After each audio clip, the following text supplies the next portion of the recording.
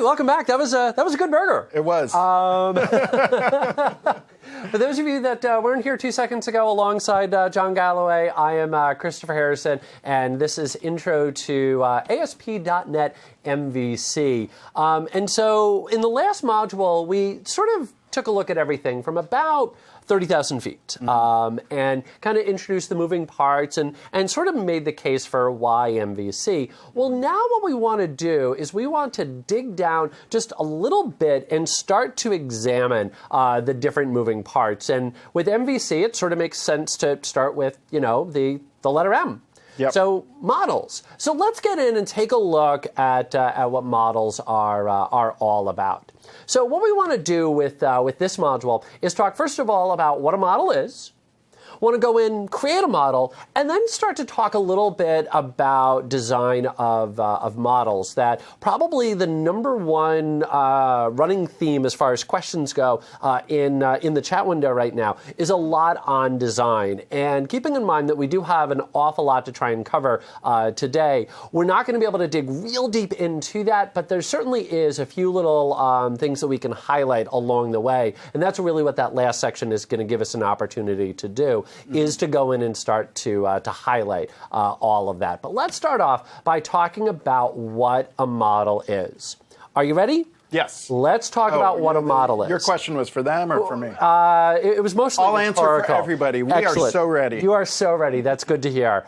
All right. So what is a model? Well, a model, would you believe, it's a class. No, really. Trust me, it's just a class. But I promise. It's just a class. Now, one of the things that I always like to highlight when it comes to MVC is it's sort of a Wizard of Oz type thing, that you've had the power the entire time. All you had to do is click your heels. That if you know how to create a class and you know how to add properties, congratulations, you know how to create a model. It really is that straightforward. Now, obviously, there's certain things to be talked about when it comes to design of that. There's certain things to be talked about when it comes to adding on attributes and breathing additional life into the model. But at its most basic form, at its most simplest, at the end of the day, all that a model is it's just simply a class. So with that in mind, let's go in and take a look at how to add in a model. Now, one thing that I do want to highlight here real quick, and let me get my screen set up. There is Visual Studio here. Is, as I mentioned earlier, we are going to be using GitHub for all of our coding. And this is really actually done for two reasons. Number one is because it's going to make it very easy for John and I to be able to share code back and forth. Let's just go ahead and push it up into the cloud, and away we go from there. So I've actually just gone in, I've created the basic little project, and I've already uploaded it into GitHub. And then later on, John's going to go ahead and connect and download all of that. What that also means is that as we're doing our demos and as we check everything in, you'll be able to go grab the source files right away. And John, you have the AKA MS for that? yes. Let me see. It was AKAMS, MVA, MVC source, I think. MVA-. We'll work on that. Yes. Yeah, John in the background, why don't you go ahead and figure out what that is. We will throw it up into the chat window and make that available so that way you can download all of that. Trust me, we will give you guys the URL, I promise you. We just need to go in and remember what it was. We did that real quick this morning, set up the little shortcut URL. Yeah. But in any event, let's go in and take a look at my Visual Studio here. And as promised, and I'm just going to move a couple of things around here real quick. But as promised, all that I've done, I haven't done anything special, is I've just gone in and created a basic MVC project. So I did exactly what John did. I haven't made any changes. You'll notice that if I control F5 here, I launch this in the browser, you're going to notice chugga, chugga, chugga. Waiting, and poof. Poof. There we go. There we go. Yay! So actually, this is a key thing. What was happening there while we were waiting? It was compiling, right? Exactly. I mean, it was. It was doing Yeah. some work there. It was going in and getting everything compiled and getting everything all set up. So it just went in. The point and is, did if that. somebody's thinking is my site going to be that slow? Oh, This is the compile right. you're running, and also you're running in debug mode. So when you're running in debug mode, Visual Studio is doing and ASP.NET do some things differently Exactly. to make it easier to step into your code and test what's going on and troubleshoot and all that. When when you deploy your code to production, that's all done. I mean, that doesn't happen. Right? Exactly. Yeah. Exactly. Yep. Okay. So with that in mind, let's go back to my little Visual Studio here. And you'll notice right over here that there is a folder cleverly named Models. What do you think goes into that folder? JavaScript. Close. So obviously, this is the design. This is where our models are going to go. Now, one thing that I do want to highlight is MVC does an awful lot by convention. But if you don't like that convention for whatever reason, MVC always gives you the opportunity to fix that. But to quote John Galloway for the first of many, many times today, it just works. And if you just follow the convention, it will just work. But I do want to highlight that with models, they don't have to exist inside this folder. And in fact, they don't even have to be part of this project. That models are completely nebulous. It's completely up to you to decide what that data structure is. So if it's all in web services, hey, cool, go call web services. If you've maybe already created all your business objects and they were in a separate DLL, cool, use those. So it's 100% up to you to decide what your models are going to look like and even where your models are going to be. So if they are being created for just this project, put them into the folder. But if you are wanting to use something that you've already created, feel free to go ahead and do that. So they technically don't need to be inside of that models folder. But of course, if you're creating it for just that project, put them inside of there. Speaking of models, we're getting a lot of comments in the chat about your shirt, and they think that you are actually a high fashion model as well. So, just wanted to point that out. Well, thank you. Yeah, so well done. Thank you. All right. Well, I hope I didn't throw you off there. That's okay. Let's go ahead and talk a little bit about our model. So let me go in and create a real quick class here, because again, model is just a class. So I'm going to create a class, and then I'm going to go ahead and call this one, let's say artist. There we go. And let's hit add. And let's go ahead and add on a couple little properties here. Now, if you've never used the code snippets, I love code snippets in Visual Studio. You'll notice that if I just simply type out prop, that I get the little code snippet. It sort of looks like a torn piece of paper. And then if I just hit tab, it will then automatically expand that out. And so now I've got my integer, and then we'll go ahead and call this, let's just say artist ID. Cool. And then let's go ahead and say prop, tab, and let's say string, and then let's say name. Cool. And then let's go ahead and say prop, and then we'll go tab, and I'm going to say a list of albums. There we go. And then let's go ahead and call this albums, just like that. Now, one really cool thing that Visual Studio will automatically do for you if you want it to is create classes. So when you hit the little drop down on this, you'll notice that I've got the little spot right there for generate class for album. So let me go ahead and just use the Visual Studio tooling, and then poof, now I've got album. So now let me go ahead, real quick, public album. Whoops. Let's go ahead and prop, tab, and let's just go ahead and call this album ID.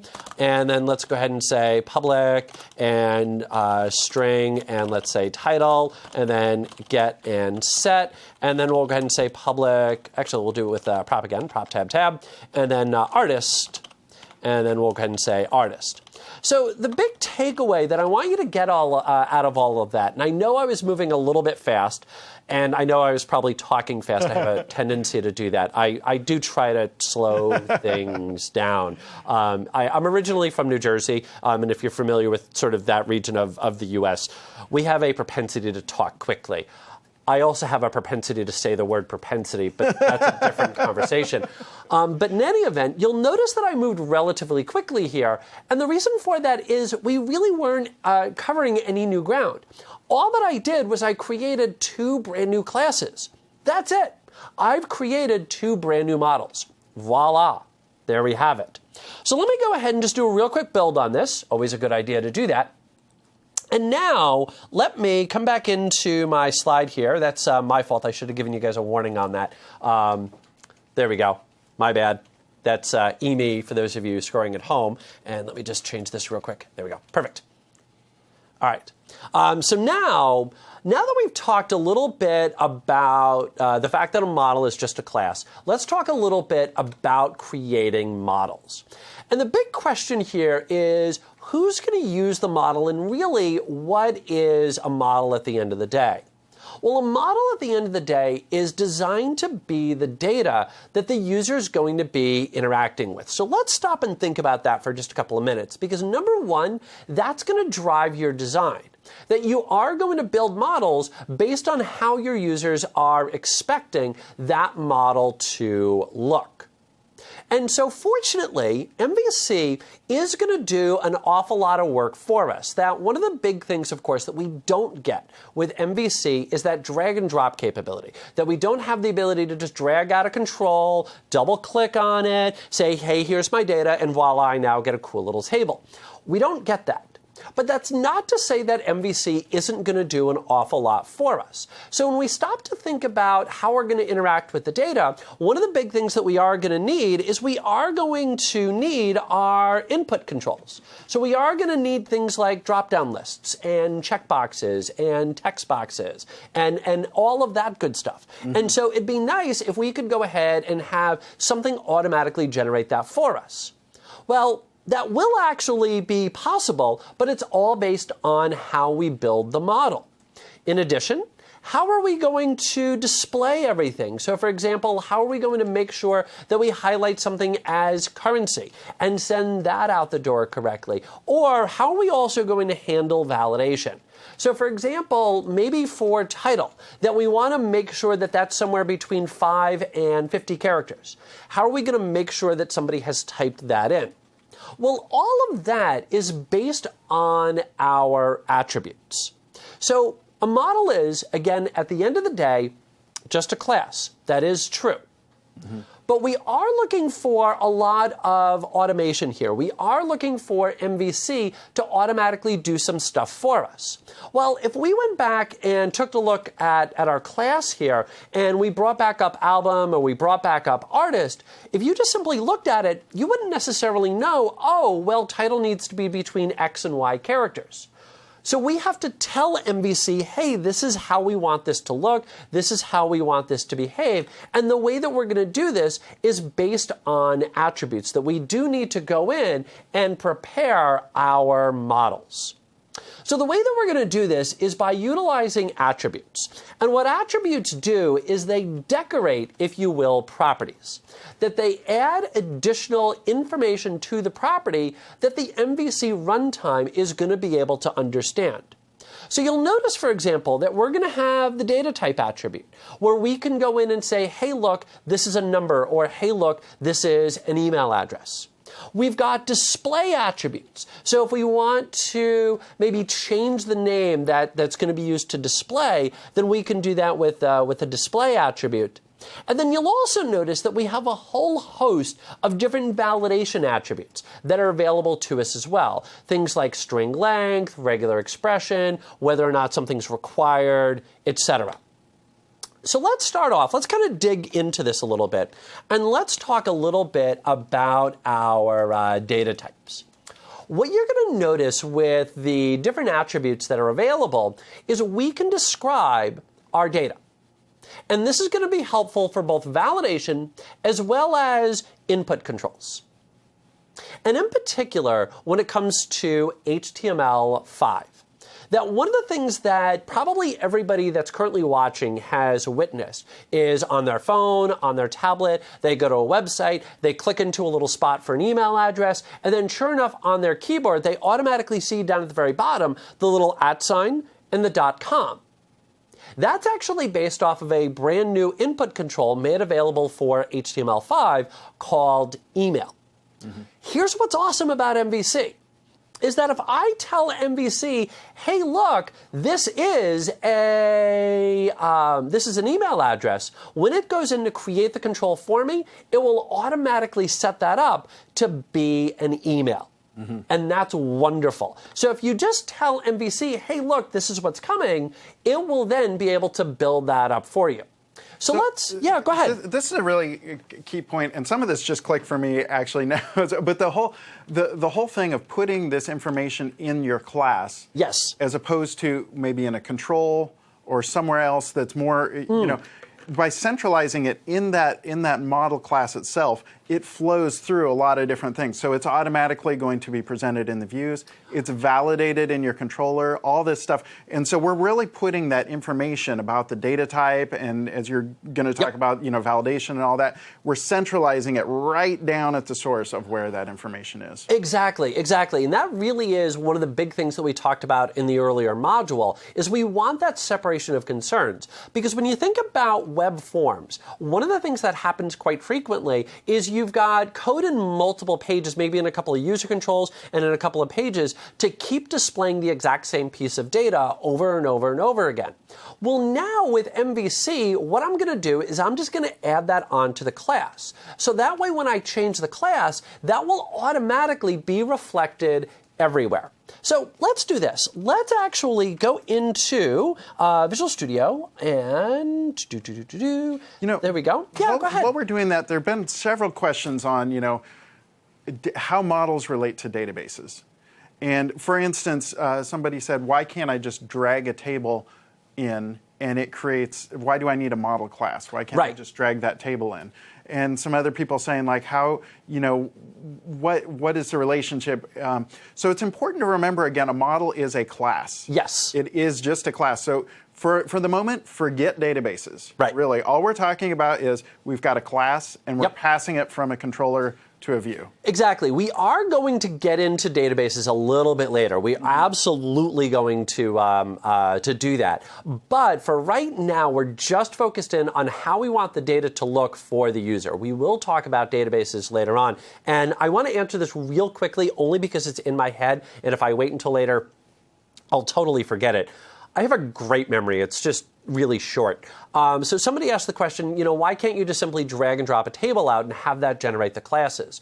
One of the things that you're going to notice is in the next module, we'll go in and highlight it, but we're doing what's known as code-first entity framework. So these classes will eventually model and create our database for us automatically, which is wonderful. It's a very cool little feature. The big thing that I want to mention for right now is you can absolutely use the designer for entity framework. So if you want that style, if you've got the database already created and you want to use that to go in and create your classes, you absolutely can do that drag and drop. Now, there's a little bit of additional work that would need to be done for the metadata attributes that I'm going to show off, but at a bare minimum, if you want to be able to do that drag and drop, you absolutely can. Because again, as John mentioned, and as I've mentioned, at the end of the day, all that a model is it's a class. How that class gets created is 100% irrelevant. It could be created automatically by Visual Studio. It could be created by another code generator that you might be using, or you could go in and create it. And just to add to that, you know, some people were saying, well, I like to keep my you know, business logic and those sort of things in a separate project.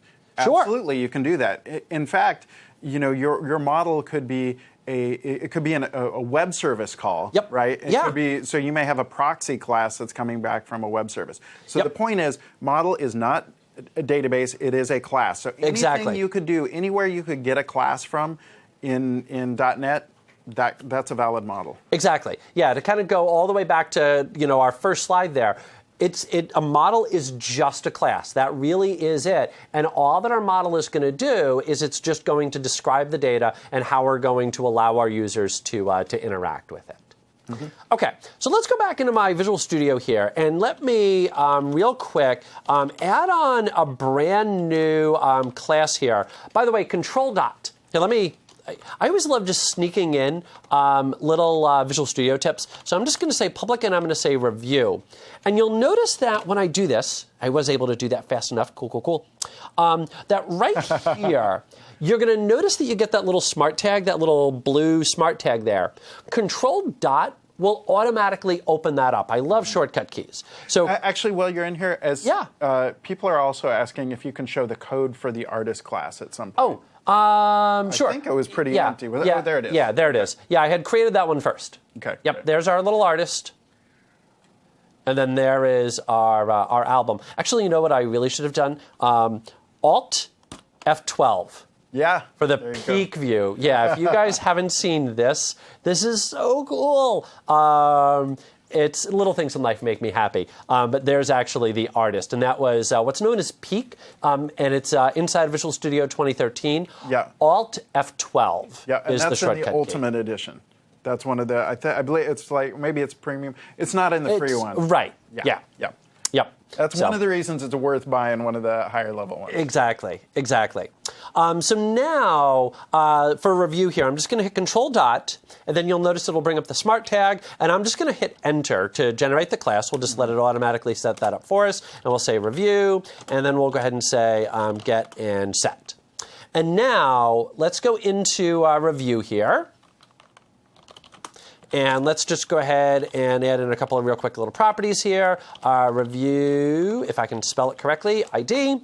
Let's go ahead and public, and let's say album and album. And we'll do a get and a set there. And then let's go in and let's say string and contents. There we go. And we'll go ahead and say public string, and I'm going to say reviewer email. There we go. Because I really just want to get to an email address. All right. So now let's do this real quickly. John is going to talk more about this in the next module, the Visual Studio tooling. But at this point, I want to be able to demonstrate what's happening here. So I'm going to let Visual Studio set up a couple of things automatically for us, just so that way I can kind of keep going with my demos here. Right. So let me go into controllers here, and I'm just going to right-click, and I'm going to say, whoops, hold on, before I do that, build. There we go. Right-click, add controller. And so I'm just going to, real quick, MVC5 controller with views using Entity Framework. Don't worry about anything else that it's doing here. Yep. That I'm just simply letting Visual Studio create a couple of things for me that I'm going to want. Now, are you doing this with Entity Framework? I thought we were doing... Yeah, you can if you want. I could just do it that way. Sure.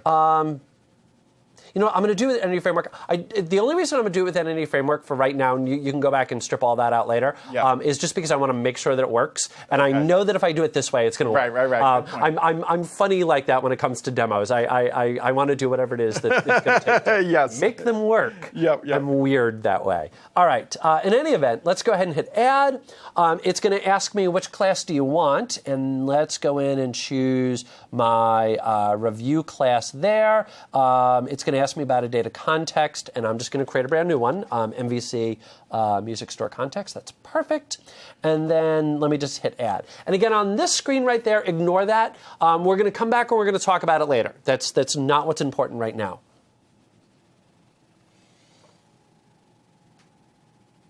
Did you build it first? I did. You know what? Album, review. You know what I think it might be yelling about? Is I think it might be yelling about a one-to-one relationship. Do you have a... Oh, yeah. And you have a There's review my class? Review. Yeah. Yep. There's my album. There's my album.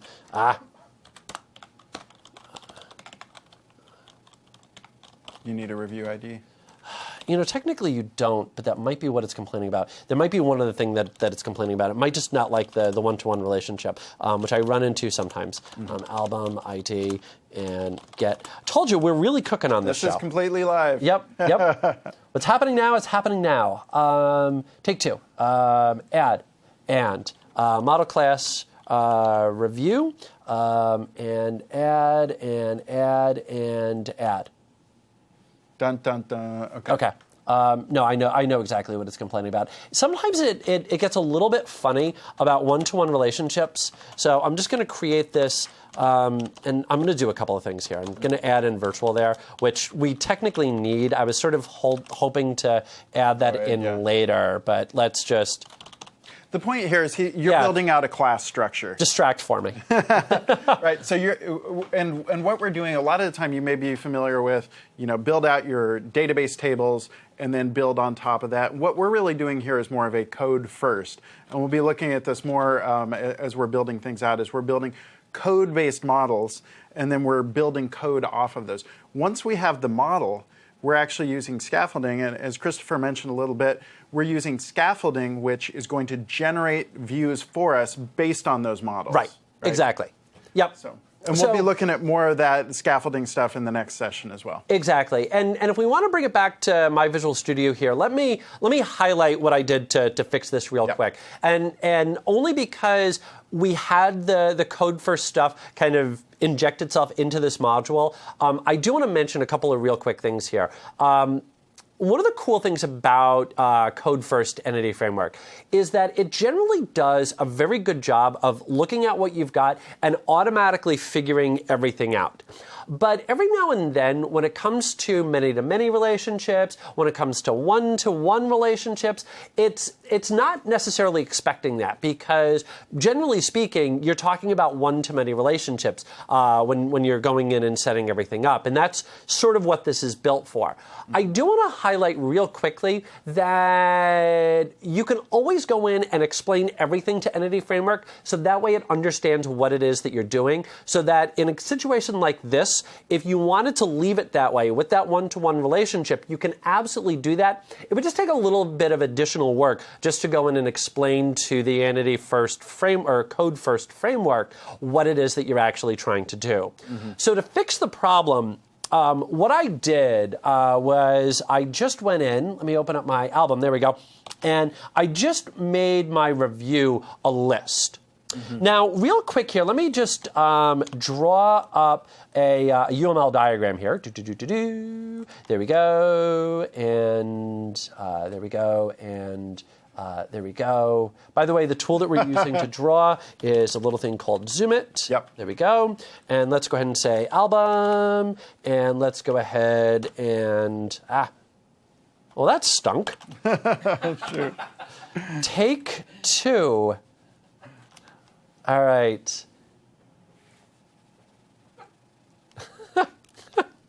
And by the way, yes, they are laughing at me behind the scenes, so if you feel like doing the same, by all means, feel free. Okay, review, there we go.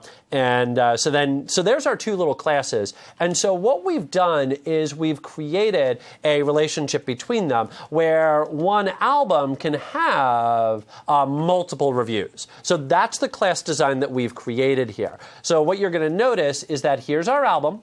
There's the list of reviews. So that is creating that relationship that you see right there. And then over here on review, there we go. The sound effect helps. You'll notice right there there's the other side to that relationship. So there is everything that we've now gone in and set up. Yep.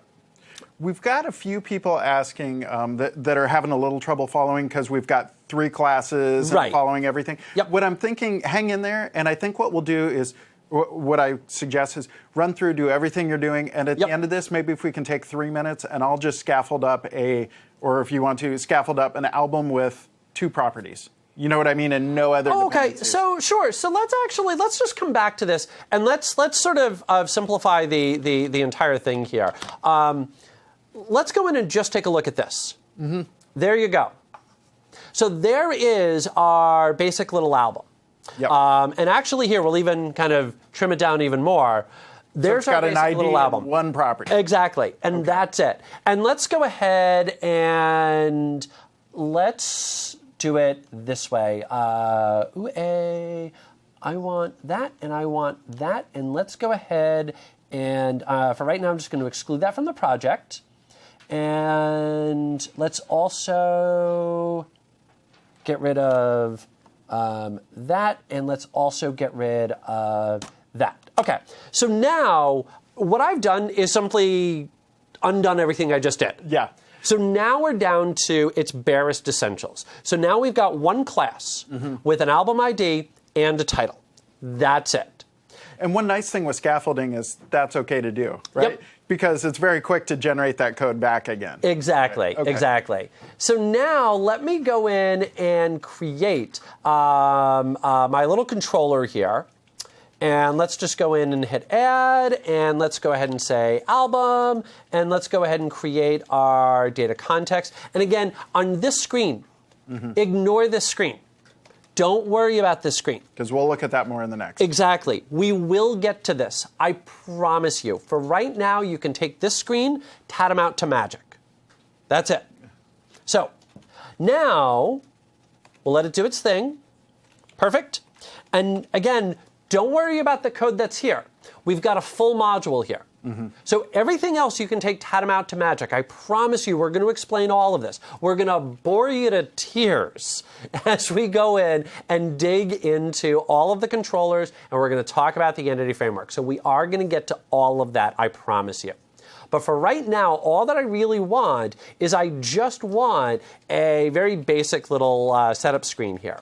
Now, the one thing I will mention about the scaffolding, coming back to Visual Studio, is you are going to notice that it did automatically create a controller for me. There's my little albums controller. It did automatically create a bunch of views for me. Don't worry about those. We'll get to it, I promise.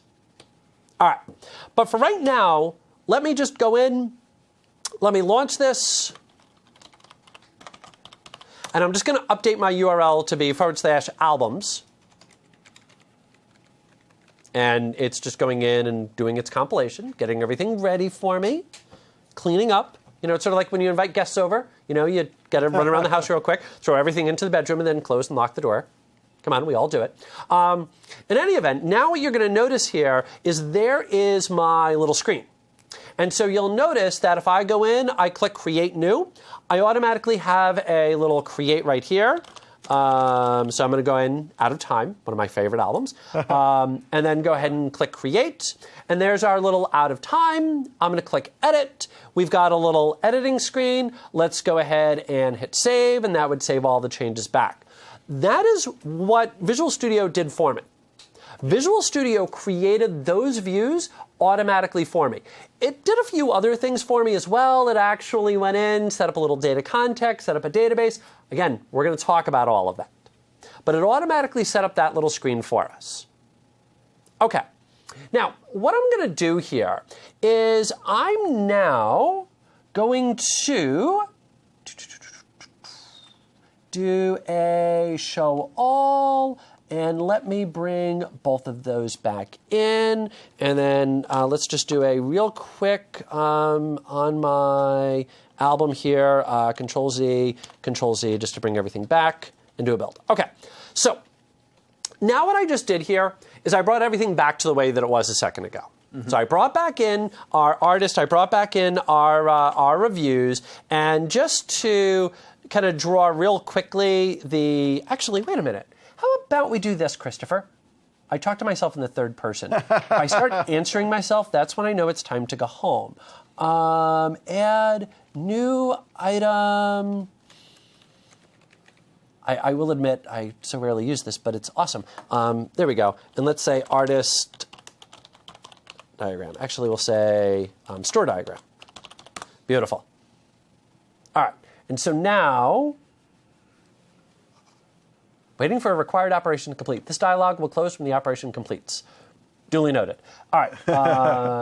Album, artist, and review. And there we go. And all right. And why are you not? That's funny that it didn't automatically pick up my relationships. I will admit I I never use this tool. It was just the easiest way for me to go in and get that. You know, it might have been from with things that we hid and stuff like that. They may not have the virtuals. Yeah, that's okay. In any event, here's what I'm going to do is I'll just draw my screen. So our album can have one or more reviews. So one album can have numerous views, and then our artist can have numerous albums. So let's just go ahead and do that. So there's the basic little class design that we've got. Is we've got our little artist with a name. We've got our little album, and then you'll notice that it's got a title. Oh, and there's my, I need to go back in and fix that, our review. And then voila, that's going to point back over to there. So that is what we've got. That's the setup. Okay. Now, album and list review, and let me just do a build. Okay, good. All right, so now let's go back in, controllers, add controller, and I want one for my review. And again, on this screen, ignore this screen. Because what we're doing right here is something we're going to talk about a little bit later. I just need something that I can use for a demo. Mm-hmm. Okay. So I created this for my reviews. And so let me open up my reviews here. And in particular, what I want to highlight is this reviewer email down at the bottom. That's the big thing that I want to highlight for right now. Okay? And you're going to notice that this is a string. Yep. Okay. So now let's launch our page. And let's bring up the reviews screen here. And you'll notice that I'm going to do that by using /reviews.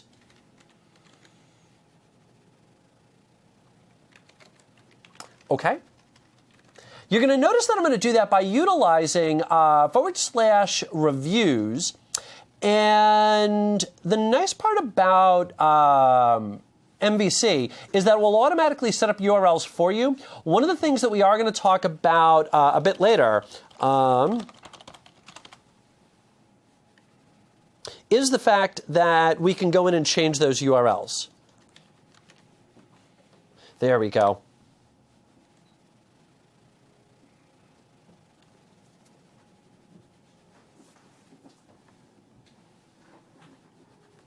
Oh. I want... So you have my... Yeah, yelled at me for not having that, so... Yeah. Okay. There we go. Sorry about that. See, we're live here. On the fly. Yeah, exactly. If there was any doubt as to whether or not we were live, I'm pretty sure we would have edited all of that out. Yeah, okay. Exactly. Let's take this one more time here. And reviews. There we go. Chugga. So again...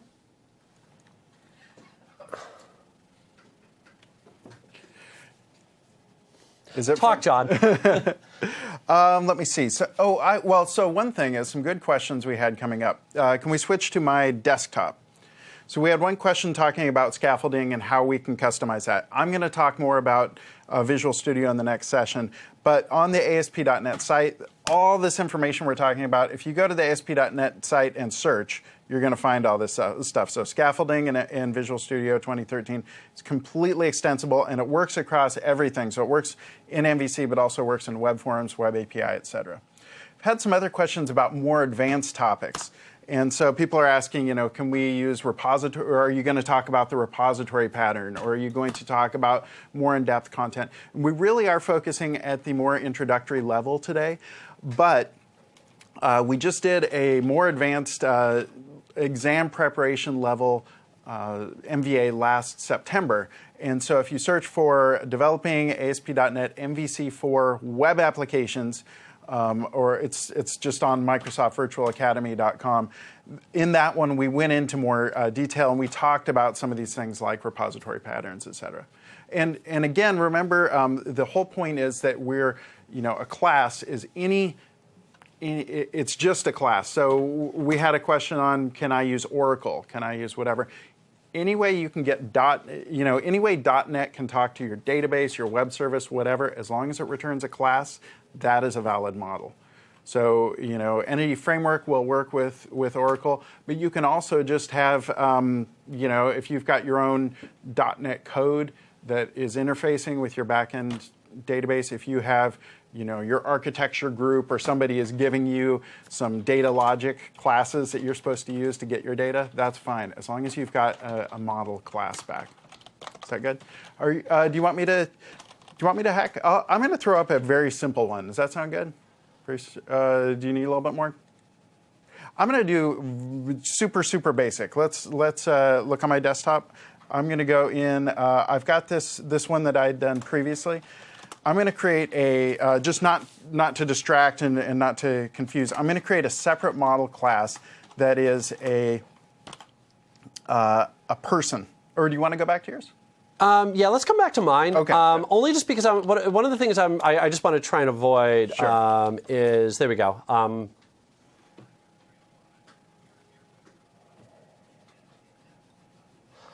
Go for it. Okay. So I'm going to create I'll create an album class, and it's going to have two things in it. So I'm going to do add class, and it's going to have, I'm going to call it album. And my album is going to have just an ID and a title. So album ID. And then I'll add on a title to it. So I'll say prop, string, title. And an important thing to do here is to build. So I'm hitting Control-Shift-B, but you can also do build and build solution. And part of the reason for that is that the scaffolding stuff that we're showing you, that is actually done by, it's using reflection and it's looking at your assemblies in order to do this. So now I'm going to say add controller, and I'm going to start at the super basic level with just an MVC5 controller with read-write actions. So I'm not even using Entity Framework. We'll talk more about Entity Framework in a bit, and that's how we're getting data. The Entity Framework is our kind of database layer. I'm just going to create a simple empty one. I'm going to call this an album controller. All right, so if on my index, it's returning a simple view. And if I look at my album, I don't have anything there. So let's make a details view, and it's going to return an album. So I'm going to say var album equals new album. And I'm hitting control dot. So control dot brings up this thing, and I'm bringing in a using to bring in that namespace so that I can create that album. So now I'm going to say an album, and I've got an album ID. So we'll give this an album ID of the ID that was passed in, and we'll give it a title equals, hello. Right? And so that is a very simple class. All I've done, I've created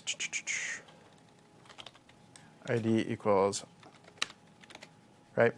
So here, let me zoom out because I'm bouncing around all over the place here. So I've just created a simple class, and I'm going to return it. So I say return view, and I'm going to say album, right? If I could spell. Okay, so there's no database involved. I've just got a very simple class, and I'm returning that class. I've populated it. I'm returning it to the view. Now I'm going to say add view. Okay, so this is a details view.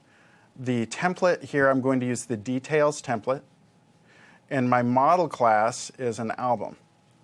And I don't have any data context, so we're just going to leave that off. And I'm going to say OK. So scaffolding is the process, and we'll look at this more in the Visual Studio section next, of creating code from a model class. So now, because we have these two properties on my model, right? So I've got a model title and a model ID, and so it's just going to show those both. Excuse me. It's not showing the ID, and that's actually Visual Studio being smart for us. Part of the intelligence in the scaffolding is saying you probably aren't actually wanting your users to see your IDs. That's information for you only, right?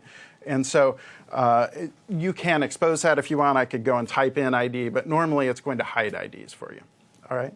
So now if I run this, I'm going to run the application, and this is the details view, and I'm getting an error, and I expected this error actually, because my control here, my controller, wants an ID. Okay, so this is important. MVC is you're controlling. The user's URL is calling into a method, and if you call a method, here's my details method that expects a parameter, and that parameter is not there, then you're going to get an error. So let's pass that in. So I'm going to scroll to the top, and I'll say details. We'll give this ID of 5. Okay. So now it said hello. All right. And why did it say hello? Well, that's what the model told it. So that is the model value. Do you want to hop back over to you? Yeah, let's okay. go. Yeah, let's. And I apologize. I really wish I knew exactly what had gone sideways there. But it really was. It just sort of snowballed. That one thing went wrong, and then Visual Studio basically just decided, you know what? We're just going to mess with you today, Christopher, and make it look like you've never done this before. Better you than me. Yeah, exactly. So, you know, it's always nice to have a demo just completely blow up on you in front of 1,000 of your closest friends. Yeah, we got that out of the way earlier. Exactly, nice. Yeah, it's done and done. Okay. In any event, so let's bring it back to our little screen here. So here's what I was trying to build towards, and hopefully this is going to bring everything together. And just to review, what we were trying to do here is really highlight this little email address right there. This is the big thing that we're trying to talk about. Now, what I did is I let Visual Studio go in and create the scaffolds for us, and it automatically generated this little setup for me. And you'll notice that if I go in and I click on Create New, that right down here is our reviewer email. Mm-hmm. Okay? Now, what I'm going to do is Alt-V-C, View Source. Mm-hmm. And I want to highlight on the source here. Let me just go in and bring it up to the largest, and let's scroll down, and let's go find that reviewer email. And you'll notice right here, here's our little input field. And what I want you to notice is that the type right here is text. Mm-hmm. Okay? It's text. Now, the reason that it's text is because what's happening is Visual Studio, or I'm sorry, MVC is looking at reviewer email and it's going, oh, it's text. We must need a text box. Mm-hmm. It makes sense. So that's what it's displaying because it doesn't know any better. Well, now what I want to do is I want to tell it, hey, look, this is really data type, and a little control dot, we need the annotations. And I'm going to say data type email. Now, this is a point that John had made a little while ago, which was, hey, we're going to put all of this onto the class. We're going to centralize this right here. Mm-hmm. So this is going to be the only change that I'm going to make. Okay? I've got nothing up my sleeves except for my arms and, you know, a funky little blue pattern. But other than that, there's nothing else going on. I didn't make any other changes. I didn't update any code, nothing else. So here's all I'm going to do. I'm going to, and you can watch, build solution. That's it. And then I'm going to bring back up my little browser right over here, and I'm just going to hit refresh. Now give it a couple of seconds, because it's got to do its thing behind the scenes. And then what you're going to notice, once this puts the page together, puts my database together, when I hit View Source again, and let's go in, text size, largest, let's go ahead and scroll on down, and now you're going to notice when I find the reviewer email, one more time here, now you're going to notice, there it is, and it's now type equals email. Just like that.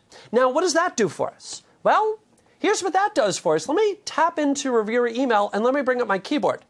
And what I want you to notice, and the zoom in isn't going to quite work there, but what you'll notice right down here at the very bottom is now my @ and the .com, and that is 100% because of the email. So you'll notice when I click in contents, not there. Yep. I go back into there, and you'll notice there it is. That's pretty cool. That's very pretty cool. slick. Yep. Yep.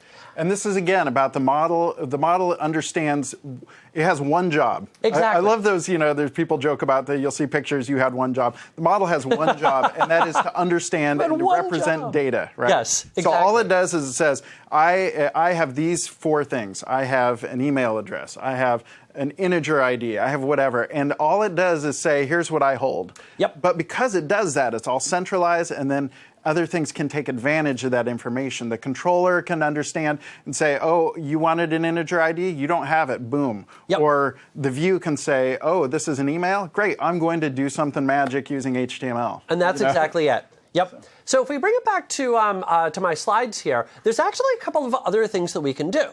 So for example, we can, if we want, display a better name. So rather than having reviewer email, we could actually update that to be just email. And you'll even notice that going beyond that, we can also set up whatever formatting it is that we might want. So if you want your dates to display in a particular way, if you want numbers to display in a particular way, that you have the ability to go in and set up your own format strings as well. Now, if you're anything like me, and I know I am, it's true. I never remember what all the different format strings are that are available. If you take a look on the slide, right there is the URL. If you look at the Q&A, that will explain everything that you can possibly do with display formats. Now I'm going to kick back to Visual Studio here. I'm going to just kind of keep on rocking with my demos now that I've got all of this working. Yay! So now let's come back to Visual Studio. And I'm just going to add in one little thing. I'm just going to say display, and then I'm going to say name equals, and let's just say email, or email address. There we go. And one more time, we'll just hit build, and build. And one more time, we'll bring up Visual Studio, and we'll just simply hit refresh. Now again, this is going to take a couple of seconds while it goes through all of its different machinations and all that good stuff. Chugga, chugga, chugga, chugga. And now what you're going to notice is that it's email address.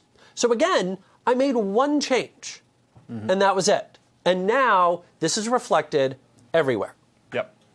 Now, coming back to my slides here, let me, there we go.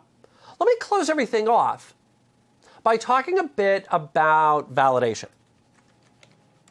That one of the biggest concerns that we have is making sure that our users are not punching in bad values. Now, it might be simply because they fat-fingered something, but it also might be because they're trying to do harm to our system. So one big thing that I always like to stress about doing validation is you always want to look for the valid values, because the list of valid values is infinitely shorter than the list of invalid values. And so as a result, we want to focus in on just what's valid. Because if it's not valid, who cares about anything else? It's not valid. So what you want to look for when you're setting up your validation is things that are not, or things that are valid. If it's not valid, it's not good. So just simply look for valid values. If it's anything outside that scope, it must be bad. Kill it. And so you'll notice that we get a lot of different capabilities to go in and handle this. That you'll notice that we've got the ability to do things like marking something as required, setting up string length, and when all else fails, you also have regular expressions as well.